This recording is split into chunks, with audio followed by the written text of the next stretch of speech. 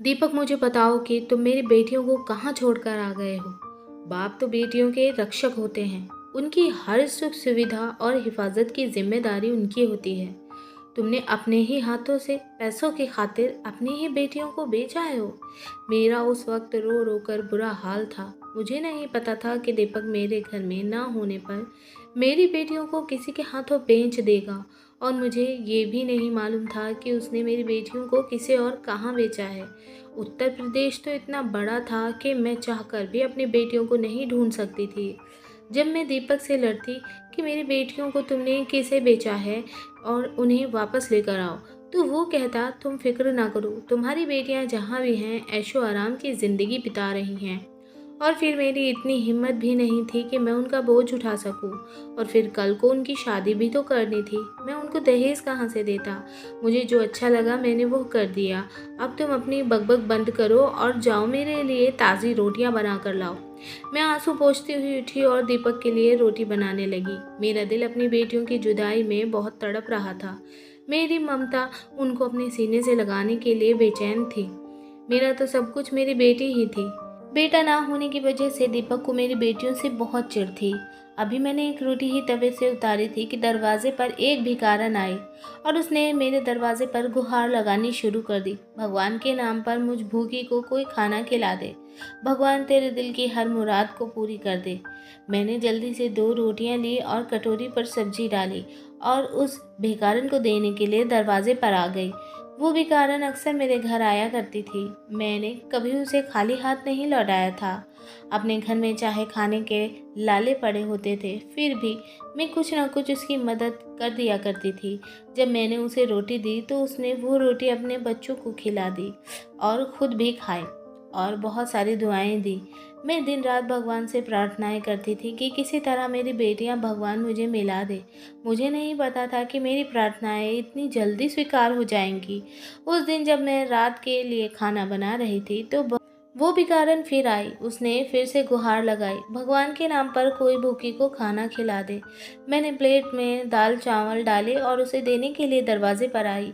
उसने वो चावल पन्नी में डाल लिए और बोली, बेटी मुझे तुम कुछ परेशान लग रही हो। अगर तुम बुरा ना मानो तो क्या मैं इस परेशानी की वजह पूछ सकती हूँ। मैं बोली, तुम जानकर करोगी भी क्या। फिर उसने खुद ही पूछ लिया कि तुम्हारी बेटियां किधर हैं। अब नज़र क्यों नहीं आती, पहले तो वही मुझे भीख दिया करती थी। उसके पूछने पर मैं ज़ोर ज़ोर से रोने लगी। मैं बोली, मैं तो खुद ही नहीं जानती थी कि मेरी बेटियां किधर हैं, किस हाल में हैं। जो बात उस भिखारन ने मुझे बताई मैं जानकर बहुत खुश हुई। वो कहने लगी, तुम परेशान क्यों होती हो, मैं तुम्हें बताती हूँ तुम्हारी बेटियां किधर हैं और किस हाल में हैं। मैं बोली, तुम कैसे बता सकती हो। मैं इस भिखारन से बोली, मुझे जल्दी बताओ कि मेरी बेटियां किधर हैं। तो वो भिखारन बोली, पहले मुझे ये बताओ कि तुम्हारी बेटियां उधर कैसे गईं।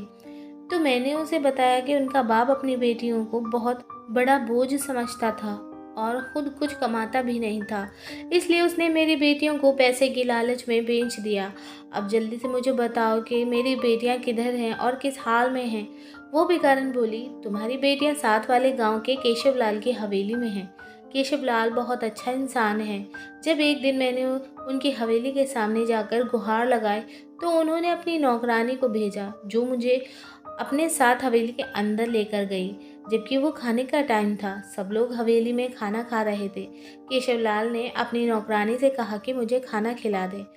मैंने उस दिन पेट भरकर खाना खाने के बाद केशवलाल से कहा कि मेरे बच्चे भी घर पर भूखे हैं, तो उन्होंने पन्नी भरकर मुझे खाना दिया। तब मैंने तुम्हारी बेटियों को देखा था, जिन्होंने बहुत खूबसूरत कपड़ा पहना हुआ था और मालकिन की तरह कुर्सियों पर बैठी खाना खा रही थी। पहले तो मुझे अपनी नज़र का धोखा लगा, लेकिन जब मैंने दिमाग पर जोर डाला तब मुझे याद आया कि मैंने तो इन बच्चियों को तुम्हारे घर पर देखा था। इसलिए मैंने आज तुम्हारी बेटियों के बारे में तुमसे पूछा। फिक्र ना करो, तुम्हारी बेटियां वहाँ बहुत ऐशो आराम में हैं। नौकर उनके आगे पीछे फिरते हैं। केशवलाल, जो कि पहले बहुत जुल्म करता था, उसने बहुत से लोगों की ज़मीन हड़प रखी थी। फिर पता नहीं भगवान की क्या करनी हुई कि उसकी पत्नी की तबीयत अचानक बहुत ख़राब हो गई। वो कोमा में चली गई। उसके बाद केशवलाल एक शरीफ इंसान बन गया। तब से केशवलाल ने सारे बुरे काम छोड़ दिए। उसने लोगों से छीनी हुई ज़मीन को भी उसने सभी को वापस कर दिया। ये बात जानने के बाद मैंने चैन की सांस ली, वरना मैं तो सोच सोच कर बहुत परेशान थी कि पता नहीं मेरी बेटियों के साथ ऐसा क्या व्यवहार किया गया होगा, ना जाने वो किस हाल में होंगी। वो भिखारन सब कुछ बताने के बाद वहाँ से चली गई और मैं ये सोचने लगी कि मैं वहाँ कैसे जाऊँगी, क्योंकि अगर मैं अपने पति को वहाँ जाने के बारे में बताती तो वो मुझे कभी नहीं जाने देता। रात को जब मेरा पति घर आया तो मैंने उससे कहा कि मैं कुछ दिन के लिए अपने मायके जाना चाहती हूँ। दीपक बोला कि पहले तो कभी तुमने मायके जाने का नाम नहीं लिया था, जब से तुम्हारी माँ इस दुनिया से गई है। मैंने कहा, मैं अपनी बेटियों को याद करके हर टाइम रोती रहती हूँ और परेशान रहती हूँ। उधर जाऊँगी तो मेरा दिल बहल जाएगा। कुछ दिन रहने के बाद मैं वापस आ जाऊँगी। दीपक मान गया। उसने किराए के लिए मुझे कुछ पैसे दिए। मैंने जल्दी से कुछ कपड़े साथ लिए और घर से निकल गई। केशवलाल की हवेली का पता तो मुझे मालूम नहीं था। मैंने एक औरत से पूछा कि ये केशवलाल की हवेली कहाँ है। वो बड़ी हैरानी से मेरी तरफ देखने लगी और बोली, तुम कहाँ से आई हो? केशवलाल की हवेली का क्यों पूछ रही हो? मैंने उससे यह बात छुपाई कि मैं अपनी बेटियों के लिए यहाँ आई हूँ। मैं बोली कि दुनिया में मेरा कोई भी आगे पीछे नहीं है। सुना है केशवलाल बहुत नेक इंसान है, गरीबों की मदद करता है, बेसहारों का सहारा है। मेहरबानी करके आप मुझे केशवलाल की हवेली का पता दे दीजिए। उस औरत ने मेरे साथ एक बच्चा भेजा जो मुझे केशवलाल की हवेली के सामने छोड़कर वापस चला गया। वो हवेली कम और महल ज़्यादा लग रहा था। मैं हवेली के गेट के सामने खड़ी हो गई। हवेली को बहुत हैरानी से देख रही थी, जिसका मेन गेट भी बहुत खूबसूरत था। गेट पर ही दो बड़े बड़े बालों वाले और मूंछों वाले गार्ड खड़े थे। उनमें से एक मेरे करीब आकर बोला कि हाँ बहन, क्या चाहिए, यहाँ पर क्यों खड़ी हो? गार्ड के इतना पूछने पर ही मेरे तो पसीने छूट गए थे, मेरी टांगें कांप रही थी। डरते डरते मैंने कहा, भाई मुझे केशव लाल जी से मिलना है। उसने कहा, तुम्हें उनसे क्या काम है? मैं बोली, मुझे काम की ज़रूरत है, मैं अच्छा खाना बना लेती हूँ और घर के सारे काम भी कर लेती हूँ। तो वो गार्ड बोला, केशवलाल तो कहीं काम से गए हुए हैं, तुम फिर कभी आना। मैं बोली, मैं बहुत दूर से आई हूँ। तो गार्ड बोला, ठीक है, तुम अंदर आ जाओ। मुझे अंदर ले गया और बोला, तुम यहाँ आंगन में बैठ जाओ, जब केशवलाल आएंगे तो मैं उनसे तुम्हारी मुलाकात करवा दूंगा। यहीं बैठी रहना, अंदर जाने की कोशिश भी मत करना, वरना तुम्हारे लिए अच्छा नहीं होगा, क्योंकि केशवलाल की इजाज़त के बिना कोई भी अंदर नहीं जा सकता। मैंने हमें सिर हिला दिया तो वो गार्ड वहाँ से चला गया। मैं केशवलाल के आने का इंतज़ार करने लगी। आंगन, जो कि हवेली के अंदर वाले हिस्से के सामने था, मेरी नज़र बार बार हवेली के अंदर वाले हिस्से की तरफ उठ रही थी और मैं अपने दिल में प्रार्थना कर रही थी कि काश मुझे मेरी कोई बेटी नज़र आ जाए। लेकिन वहाँ मेरी बेटी तो क्या, कोई भी नज़र नहीं आया। 3 घंटे का इंतज़ार करने के बाद मुझे गाड़ी की आवाज़ आई तो मैं जल्दी से उठकर खड़ी हुई। गाड़ी की आवाज़ आते ही गार्ड जल्दी से गेट खोलने लग गए। गेट खुलते ही लाल रंग की चमचमाती हुई गाड़ी गेट के अंदर दाखिल हुई। गाड़ी के पिछले हिस्से से दो गार्ड निकले और उन्होंने जल्दी से गाड़ी का दरवाज़ा खोला तो केशवलाल गाड़ी से निकलकर अंदर चले गए। मैं केशवलाल के पीछे पीछे अंदर जाने लगी तो गार्ड ने मुझे रोक लिया और बोला, तुम यहीं इंतज़ार करो, मैं केशवलाल से परमिशन लेकर आता हूँ, उसके बाद तुम अंदर जा सकती हो। मैं फिर वहीं बैठ गई और गार्ड के वापस आने का इंतज़ार करने लगी। कुछ देर के बाद गार्ड वापस आया और मुझे अंदर जाने के लिए कहा। मैंने अपने कपड़े वाली पोटली ली और अंदर की तरफ चल पड़ी। अंदर जाने से पहले मैंने बड़ा सा घूंघट निकाला हुआ था ताकि मेरी बेटियां मुझे पहचान न सकें और मैं देख सकूं कि मेरी बेटियां किस हाल में हैं। जब मैं अंदर दाखिल हुई तो डर के मारे मेरा बुरा हाल था। सामने ही केशवलाल बैठे थे। मैंने जाते ही केशवलाल के पाँव छुए और केशवलाल ने मुझे आशीर्वाद दिया। बोला, बहन बताओ, मैं तुम्हारी क्या मदद कर सकता हूँ? मैं बोली, साहब जी, मुझे काम की ज़रूरत है। तो वो पूछने लगा कि तुम कहाँ से आई हो? तो मैं बोली कि मैं साथ वाले गांव से आई हूँ, मेरा इस दुनिया में कोई भी नहीं है। पहले मैं अपने गांव में किसी के घर पे काम किया करती थी, पर वो लोग गांव छोड़कर शहर चले गए हैं। मेरे पास कोई काम नहीं था तो मुझे किसी ने आपके बारे में बताया। तुम्हें यहाँ ज़रूर काम मिल जाएगा। साहब, मैं घर का सारा काम कर लेती हूँ और खाना भी बहुत अच्छा बनाती हूँ। आपकी मेहरबानी होगी अगर आप मुझे काम पर रख लें। कुछ सोचने के बाद केशवलाल बोले, मेरी हवेली में पहले ही बहुत नौकर हैं, मुझे नौकरानी की ज़रूरत नहीं है। ये कुछ पैसे हैं, रख लो, मेरे गार्ड को अपना पता बता दो, तुम्हें इतना पैसा हर महीने मिल जाया करेगा। मैं बोली, नहीं साहब, मुझे मुफ्त के पैसे नहीं चाहिए। अगर मुझे काम पर रख लें तो मुझे पैसे स्वीकार होंगे, वरना मैं ये मुफ्त के पैसे नहीं ले सकती। केशवलाल ने अपनी नौकरानी को आवाज़ लगाई और वो दौड़ती हुई आई और बोली, जी साहब जी, बोलिए। केशवलाल बोले कि आज से खाना बनाने की जिम्मेदारी तुम्हारी और आज से सफाई का सारा काम ये वाली नई नौकरानी देखेगी। मैं बोली, साहब आपका बहुत बहुत धन्यवाद, सच में आपका दिल बहुत बड़ा है। वो नौकरानी मुझे अपने साथ लेकर गई और मुझे सारा काम समझा दिया। उस दिन मैंने कोई काम नहीं किया क्योंकि मेरा पहला दिन था। काम समझने के बाद नौकरानी ने मुझे मेरा क्वार्टर दिखाया, जो कि नौकरानियों के रहने की जगह थी। क्वार्टर में हर तरह की सुविधा थी, जो कि केशवलाल के अच्छे इंसान होने का सबूत था। अगले दिन सुबह सुबह पूजा आराधना के समय मुझे जगा दिया गया। वो हवेली की पुरानी नौकरानी थी। मैंने उठने के बाद भगवान के सामने माथा टेका और उनसे प्रार्थना करने लगी कि भगवान मुझे मेरी बेटियों से मिला दे। उसके बाद मैं अपने काम पर लग गई। सारे कमरों की सफाई करने के बाद जब मैं आखिरी कमरे की सफाई करने के लिए उस कमरे की तरफ बढ़ी तो मुझे पीछे से सुनीता की आवाज़ आई कि खबरदार उस कमरे में मत जाना। मैंने कहा, इस कमरे की सफाई रह गई है। तब सुनीता ने कहा कि उस कमरे में किसी को भी जाने की परमिशन नहीं है। मैं बोली, क्यों सुनीता? बोली, तुम्हें ये बताना ज़रूरी नहीं समझती, अभी तुम नई नई हो, धीरे धीरे तुम्हें सब कुछ पता चल जाएगा। नीचे जो सफाई रह गई है तुम वो कर लो और दोबारा से इस कमरे में जाने की गलती मत करना। ये केशवलाल का हुक्म है, इस कमरे में किसी को भी जाने की इजाज़त नहीं है। मैंने सफाई करने के बाद सुनीता के साथ मिलकर खाना लगाया। मेरी नज़र बार बार अपनी बेटियों को ढूंढ रही थी क्योंकि खाना लग चुका था। मैंने घूंघट वैसे ही निकाला हुआ था। कुछ देर के बाद मुझे अपनी पांचों बेटियों की आवाज़ सुनाई दी, जिन्होंने खाने के टेबल पर आते ही केशवलाल को प्रणाम किया था और उनके पाँव छुए और उनसे आशीर्वाद लिया। केशवलाल ने उन्हें बहुत प्यार भरे शब्दों में आशीर्वाद दिया और बोला, बैठो बेटा, खाना शुरू करो, हम लोग तुम्हारा ही इंतज़ार कर रहे थे। घर के सारे लोगों ने खाना खाने के बाद में सब बारी बारी से उठकर जाने लगे। तभी मेरी नज़र अपनी बेटियों के पैर पर गई। जब उनके पैर पर मेरी नज़र पड़ी तो मेरी ममता तड़प उठी थी। मैं चाह कर भी उनसे ना पूछ सकी कि उनके पाँव की यह हालत कैसे हुई। वैसे तो केशवलाल बहुत अच्छा बनता फिरता था। मुझे लगता था उसके नेक दिल बस दिखावे के ही थे। असल में वह एक जालिम केशवलाल था। पहले कभी जैसा हुआ करता था। सारे काम ख़त्म करने के बाद जब मैं अपने रूम में आई तो मैं सुनीता से बोली, सुनीता, मैं तुमसे एक बात पूछूं? तो वो बोली, हाँ पूछो। मैं बोली, वो लड़कियां कौन हैं जो खाने की टेबल पर बैठी थी? तो सुनीता बोली, वो साहब की बेटियां हैं। मैं बोली, अगर वो साहब की बेटियां हैं तो उनके पाँव की ऐसी हालत कैसे हुई? सुनीता चौंक गई और बोली, अच्छा, मुझे अभी कुछ काम है, मैं आकर वापस बताती हूँ, तुम सो जाओ। लेकिन मैं कैसे सोती?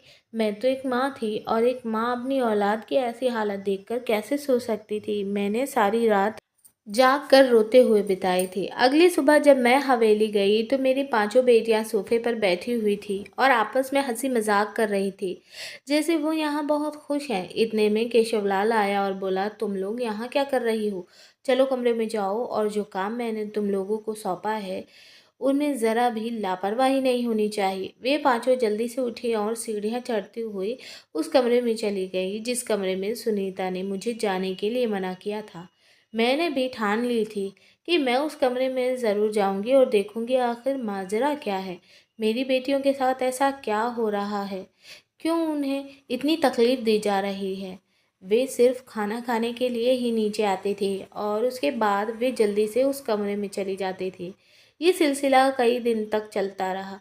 मैं किसी को ये भी नहीं बता सकती थी कि मैं उनकी माँ हूँ, क्योंकि अगर किसी को पता चल जाता है तो क्या पता वो केशवलाल मुझे यहाँ से चलता कर देता। मैंने फैसला कर लिया कि मैं किसी न किसी तरह उस कमरे में ज़रूर जाऊँगी और पता लगाऊंगी आखिर राज क्या है। एक दिन सारे कमरे की सफाई करने के बाद बहुत हिम्मत करके मैं उस कमरे की तरफ बढ़ी और चारों तरफ नज़र दौड़ाकर जांच की, कोई है तो नहीं। जब मुझे यकीन हो गया कि मेरे आसपास कोई भी नहीं है तो मैंने हिम्मत करके दरवाज़ा खोल दिया।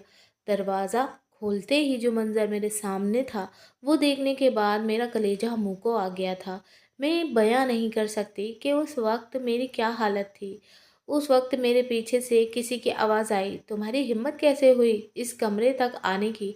मैंने जल्दी से दरवाज़ा बंद कर दिया। मैंने पीछे मुड़कर देखा तो केशवलाल बहुत गुस्से में मुझसे बोला, "क्या तुम्हें किसी ने बताया नहीं? इस कमरे में किसी को भी जाने की इजाज़त नहीं है।" मैं घबराते हुए बोली, "जी बताया तो था, मैंने सब कमरे की सफाई कर दी थी, तो मैंने सोचा इस कमरे की भी कर देती हूँ।" केशवलाल मुझे उँगली दिखाते हुए बोला, "खबरदार, आज के बाद इस कमरे के आस-पास भी नज़र आई तो मुझसे बुरा कोई नहीं होगा। अब जाओ यहाँ से और जाकर अपना काम करो।"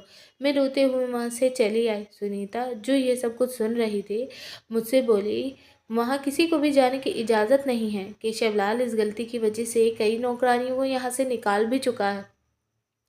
हो सकता है वो तुम्हें भी निकाल दे, क्योंकि साहब को बिल्कुल भी ये गवारा नहीं है कि कोई उस कमरे के आसपास भी भटके।" मैं सुनीता से बोली, "सुनीता, भगवान के लिए कुछ करो, मेरे पास तो कोई और ठिकाना भी नहीं है, मैं कहाँ जाऊँगी?" सुनीता बोली, "मैं कुछ नहीं कर सकती, मैं तो खुद एक नौकरानी हूँ, मेरी क्या औकात है।" इतने में केशवलाल नीचे आए तो मैं उनके पाँव पर गिर गई।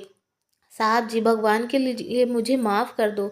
आज के बाद कभी ऐसी कोई गलती नहीं करूँगी। बस मुझे नौकरी से ना निकालें, मेरा कोई ठिकाना भी नहीं है।" केशवलाल बोला, "अच्छा अच्छा, ठीक है, जाओ जाकर अपना काम करो। मुझे कभी शिकायत का मौका नहीं मिलना चाहिए।"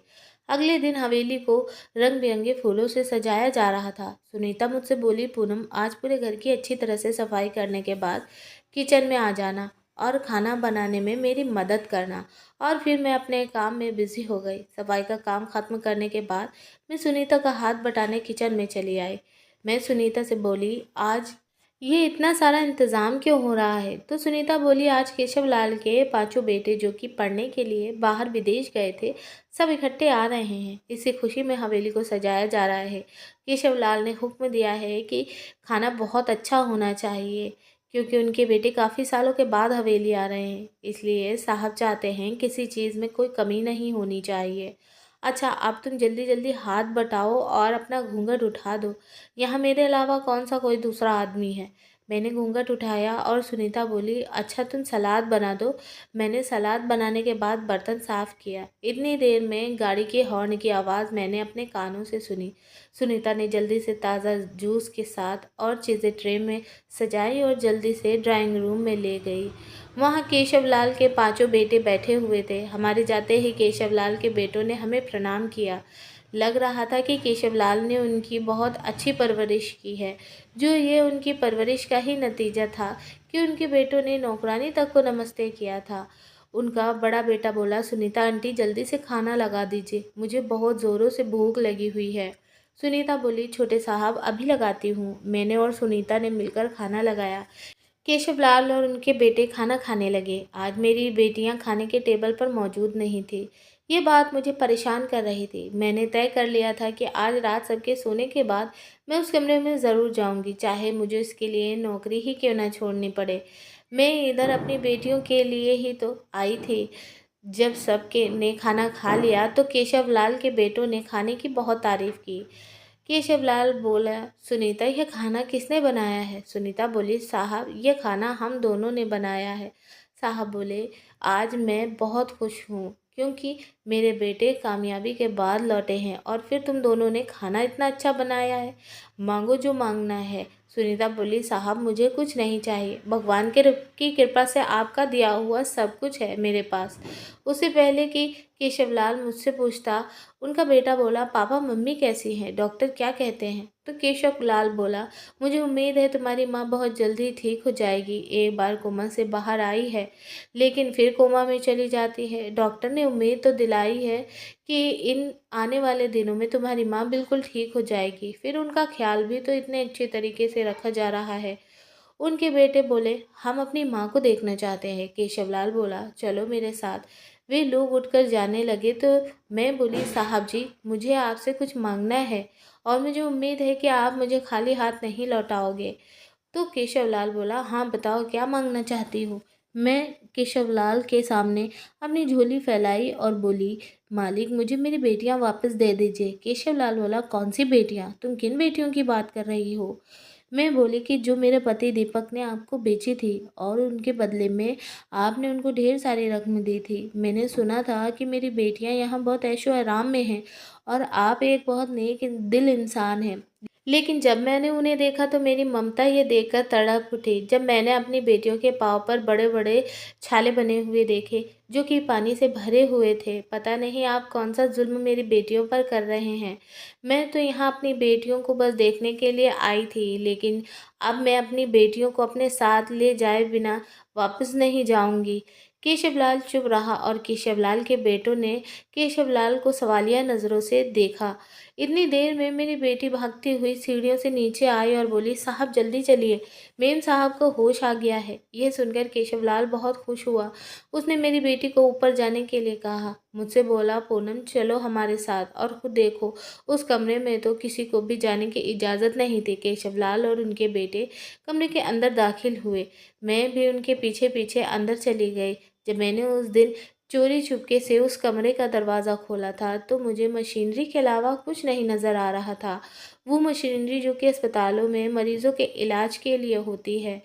जब मैंने कमरे की दूसरी तरफ देखा तो मुझे ये देखकर बहुत हैरानी हुई कि मेरी बेटियां यहाँ पर बहुत ऐशो आराम से सोफे पर बैठी हुई हैं। उन्होंने खूबसूरत कपड़ा पहना हुआ था और ऐसे लग रहा था जैसे कि इसी हवेली का हिस्सा हो।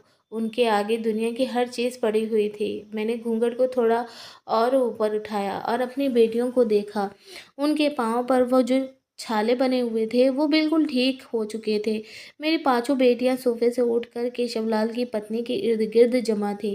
केशवलाल तो उनकी पत्नी के होश में आने की वजह से बहुत खुश थे। केशवलाल और उनके बेटों ने डॉक्टर से बोला, डॉक्टर साहब क्या अब मेरी पत्नी खतरे से बाहर है? तो डॉक्टर ने कहा, हाँ अब सब ठीक है। केशवलाल बोले, ये सब उन बच्चियों की वजह से मुमकिन हो पाया है जो कि दिन रात उसके सर पर पहरा देती थी। जैसे ही मेरी पत्नी को थोड़ा होश आया तो उस बच्ची ने जल्दी से फ़ोन करके आपको बुला लिया। डॉक्टर बोली, अच्छा अब मुझे इजाज़त दीजिए, मैं कुछ दवाइयाँ लिख कर दे रही हूँ जो कि ध्यान से उनको देनी है। इसमें लापरवाही बिल्कुल भी नहीं होनी चाहिए। मेरी बेटी डॉक्टर का बैग उठाए उसे बाहर तक छोड़ने के लिए गई थी। जब मैंने अपना घूंघट उठाया मेरी बेटियां मुझे अपने सामने देखकर हक्का बक्का रह गई।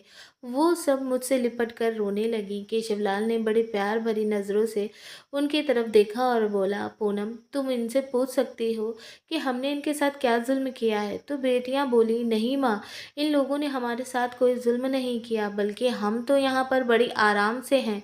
हम पढ़ाई भी करते हैं और हम पांचों तो सिर्फ इन आंटी का ख्याल रखने के लिए इस कमरे में हैं। एक सोती है तो एक जागती है। इसी तरह हम बारी बारी आंटी का ख्याल रखते हैं। दुनिया की हर चीज़ हमें इसी कमरे में मिल जाती है, तो हमें बाहर निकलने की ज़रूरत नहीं होती। हम पांचों पढ़ाई भी कर रहे हैं, जो कि साहब जी की वजह से ये सब कुछ हो पाया है। साहब जी तो बेटियों की तरह हमसे प्यार करते हैं और हम मालकिन की तरह इस हवेली में राज कर रहे हैं। मैं बोली, तुम लोगों के पाँव पर जो पानी के छाले बने हुए थे वो कैसे थे? मेरी बेटी बोली, माँ ये दोनों किचन में खाना बनाने के लिए गई थी तो गरम गरम घी इनके पाँव पर गिर गया था। सुनीता आंटी ने मना करने के बाद भी ये दोनों खाना बनाने की जिद करने लगी थी। उनकी जिद की वजह से उन्हें ये तकलीफ उठानी पड़ी। माँ आप सोच भी नहीं सकती कि हम यहाँ कितने खुश हैं। ये तो भगवान की कृपा है कि पापा ने हमें केशवलाल जी को बेचा है। अगर किसी और को बेच देते तो पता नहीं आज तेरी बेटियां कहाँ होती और किस हाल में होती। पापा ने तो मुड़कर हमारी खबर तक नहीं ली कि मेरी बेटियां जी रही हैं या मर गई। उनसे अच्छे तो ये लोग हैं जो गैर होते हुए भी हमें इतना प्यार दिया। मैं बोली, मगर तुम इस कमरे तक ही क्यों रहती हो? तो मेरी बेटियां बोली, माँ मैंने अभी तो आपको बताया कि हम सिर्फ केशवलाल की पत्नी की देखभाल करते हैं और इन्हीं की जिम्मेदारी ली है, इसलिए हम इस कमरे में सिर्फ खाना खाने के लिए ही बाहर निकलते हैं। केशवलाल ने मेरी बेटियों को अपने पास बुलाया और उनसे बोला कि आज तुम लोगों की वजह से मेरी पत्नी बिल्कुल ठीक है। मैं तुम लोगों का एहसान ज़िंदगी भर उतार नहीं सकता हूँ। तुम लोगों ने मेरी पत्नी की इतनी देखभाल की। मेरी पत्नी कोमा में थी, लेकिन आंखें खोलने के बाद सबसे पहले उसने तुम पाँचों को ही देखा है। केशवलाल की पत्नी बोली, मैं तो तुम पाँचों को हर टाइम अपने आसपास महसूस करती थी उस वक्त केशवलाल पता नहीं किसी गहरी सोच में डूबा हुआ दिख रहा था। मैं बोली, साहब आप किन सोचों में डूबे हुए हो? तो केशवलाल बोले, मैं कुछ सोच रहा हूँ, मगर पता नहीं जैसा मैं सोच रहा हूँ वो ठीक है भी या नहीं। केशवलाल के बेटे ने पूछा, पापा आप क्या सोच रहे हैं? तो केशवलाल बोला, अगर तुम पाँचों को कोई एतराज़ ना हो तो इन पाँचों बहनों की शादी तुम पाँचों से करवाना चाहता हूँ। उनके पाँचों बेटों ने बोला, पापा हमें इस बात से कोई एतराज़ नहीं है। आप हमारे बड़े हैं और बड़े होने के नाते आप हमारे लिए जो भी फैसला करेंगे हम उसको सर आंखों पर रखेंगे। केशवलाल मुझसे बोला, पूनम बहन तुम बताओ तुम क्या चाहती हो? क्या तुम वापस अपनी बेटियों को उस दरिंदे इंसान के पास ले जाना चाहती हो जो फिर दोबारा उन्हें किसी और के हाथों बेच सकता है? पूनम बहन तुम मानो या न मानो, मैं अपने पांचों बहुओं को तुम्हारे साथ हरगिज़ नहीं जाने दूंगा, और एक बाप होने के नाते मैं अभी इसी वक्त उनकी शादी अपने बेटों से करवा दूंगा, क्योंकि उनसे अच्छी बहू इस घर के लिए हमें कोई और नहीं मिल सकती।